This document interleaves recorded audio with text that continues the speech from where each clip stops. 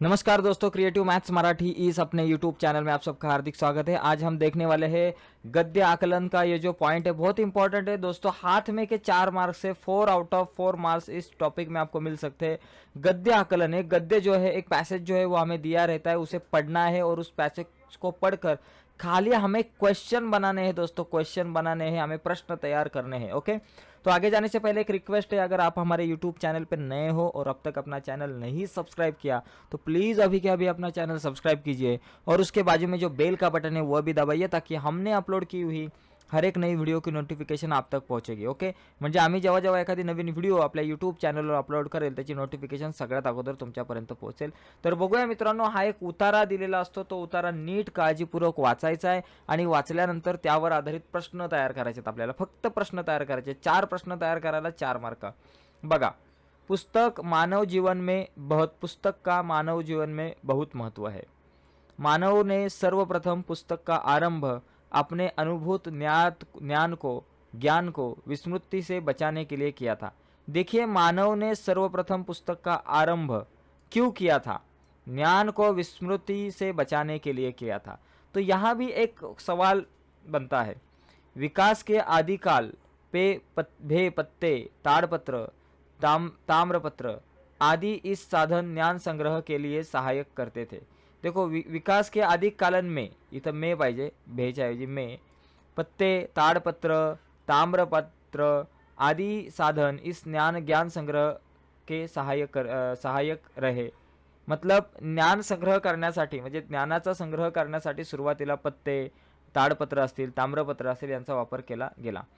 ऐसा पुस्तक का इतिहास स्वयं बताता है। ओके, मग तुम्ही इथं प्रश्न लिहू शकता, इतिहास पुस्तक का इतिहास क्या बताता है। ओके, पुस्तकें मानव को अपना अनुभव विस्तृत करने में सहायता करती है। ओके, साथ ही उन्होंने अपने पूर्वजों के सभी प्रकार के कृत्यों को जीवित रखने की जिम्मेदारी भी संभाली हुई है। आज के युग में प्राचीन वीरों, धार्मिक महात्माओं, ऋषियों, नाटककारों, कवियों आदि का पता हम इन्हीं पुस्तकों के सहारे पाते हैं। पुस्तकें अंतर्राष्ट्रीय विचार क्षेत्र में विभिन्न देशों के दृष्टिकोणों के एक आधार पर सोचने के लिए बाध्य करती है। तो देखो, यहाँ सवाल जो बनते हैं वो क्या क्या सवाल बनते हैं वो अभी हम देखेंगे। देखो, मैंने बताया था आपको, पढ़ते पढ़ते ही कुछ सवाल है।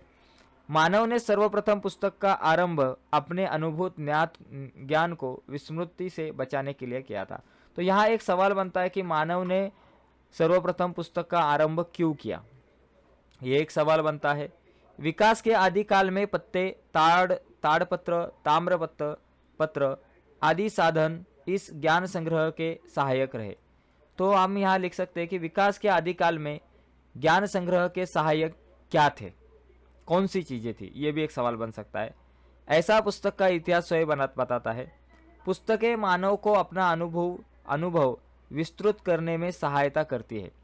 तो पुस्तकें मानव को किस तरह सहाय करते हैं या फिर किस चीज में सहाय करती है, ये भी आ सकता है। ओके, उसके बाद आज के युग में प्राचीन वीरों, धार्मिक महात्माओं, ऋषियों, नाटककारों, कवियों आदि का पता हम इन्हीं पुस्तकों के सहारे पाते हैं।